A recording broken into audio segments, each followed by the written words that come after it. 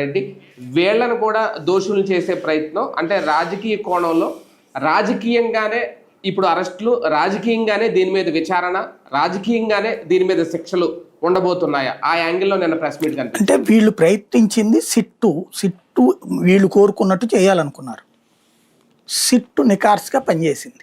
కేంద్ర ప్రభుత్వంలో మందే ఉంది కాబట్టి అట్లా వేసేద్దాం అనుకున్నారు వాళ్ళు. అక్కడ కేంద్ర ప్రభుత్వం హిందూ ధర్మ పరిరక్షణ కోసం ప్రయత్నించే ప్రభుత్వం. లేని దాన్ని హిందూ సెంటిమెంట్లను గాయపరచమని చెప్తుందా కేంద్ర ప్రభుత్వం? ఉంటే వాళ్ళు అసలు వదిలిపెట్టరు.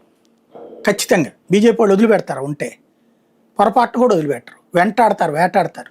జగన్మోహన్ రెడ్డి గారు వాళ్ళ తాత అయినా సరే వదిలిపెట్టరు. అక్కడ లేదు కాబట్టి వాళ్ళు అదే రిపోర్ట్ ఇవ్వమన్నారు. కాదు మనం కూటమిలో ఉన్నాం కాబట్టి దీన్ని రాజకీయంగా వాడుకోవాలి, మీరు రెచ్చిపోండి అంటే ఏముంటుంది అందులో? నెంబర్ 2, సిట్టుది పక్కన పెట్టండి. వీళ్ళు ఇప్పుడు ఏం చేస్తారు? దీని మీద ఇంకో కమిటీ వేస్తారట. వేసి ఏం చేయాలి? ఎవడా కమిటీ? ఎవరికి హక్కు ఉంటుంది? రాజకీయ కమిటీ వేస్తే ఊరుకుంటుందా కోర్టు? రేపు పొద్దున జనం ఊరుకుంటారు అప్పుడు? లేదా వైసీపీ ఊరుకుంటుందా? అంటే 3 పార్టీల నుంచి వేస్తారా? కాదు, అది నేను అనుకోవడం ఏకసభ్య కమిషన్ అన్నారు.